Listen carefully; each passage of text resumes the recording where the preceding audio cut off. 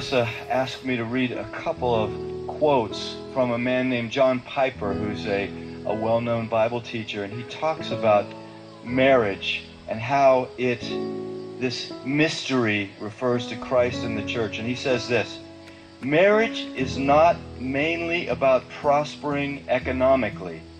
It is mainly about displaying the covenant-keeping love between Christ and his church. He says, knowing Christ is more important than making a living.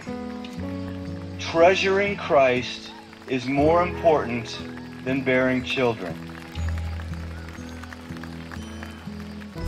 Either way, it is short. It may have many bright days, or it may be covered with clouds. But if we set our face to make of marriage mainly what God designed it to be, no sorrows and no calamities can stand in our way. Every one of them will be not an obstacle to success, but a way to succeed.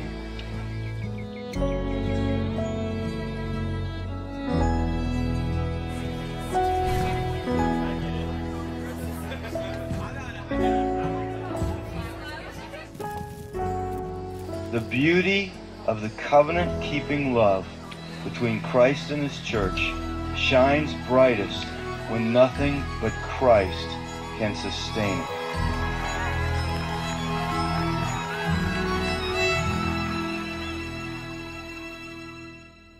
Ian and I first met in 2005 at college and had a blast for 10 months getting to know each other. And I was looking through and I found one of my favorite pictures, which I think was actually taken right before his accident. He set up the camera on his tripod, and it's just a classic Ian face that to me sums up who he is.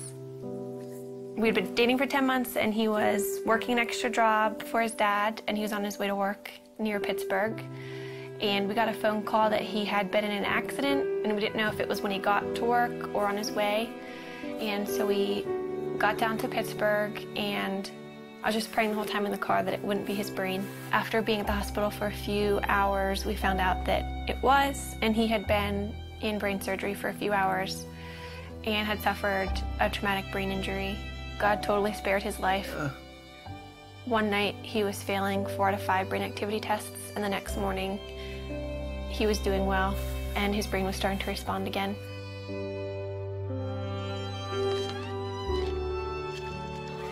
I moved in with his family after the accident, so I was really involved in his therapy and just did whatever I could to make his life fun. We'd go out on dates, and looking back, it's weird because he couldn't talk and he couldn't eat. So we probably looked like complete weirdos being on dates, but we had a blast, and I just talked to him all the time. I knew that before Ian's accident, he was very serious about marriage and was ring shopping, so I knew where he was, and that helped me so much. After he couldn't talk, I knew that he loved me, and I knew where he wanted the relationship to go because we were dating very intentionally. We just prayed that marriage would someday happen and watched all of our friends get married and start having families. That was challenging, but we just tried to hold out hope that that would be us someday.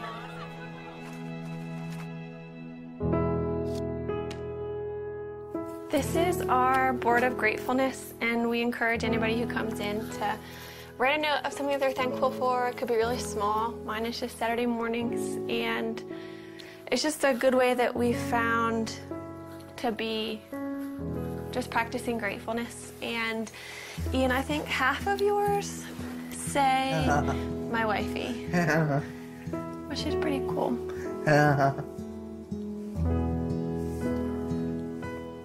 We decided that we couldn't really consider marriage as an option until Ian was able to communicate. But if he could communicate with me, then we could have a marriage, knowing it would be really different.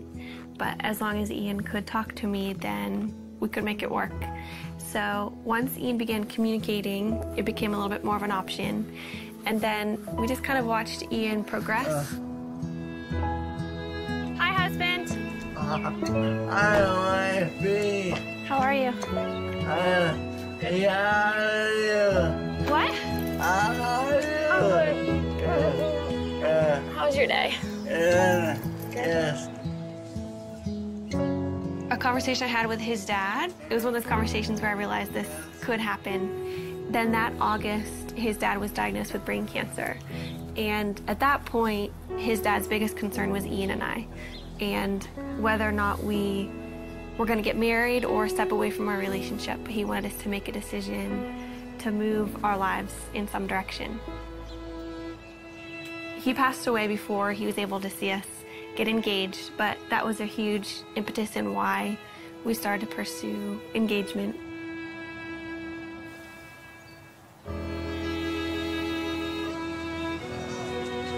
Throughout premarital counseling, we just used this momentary marriage.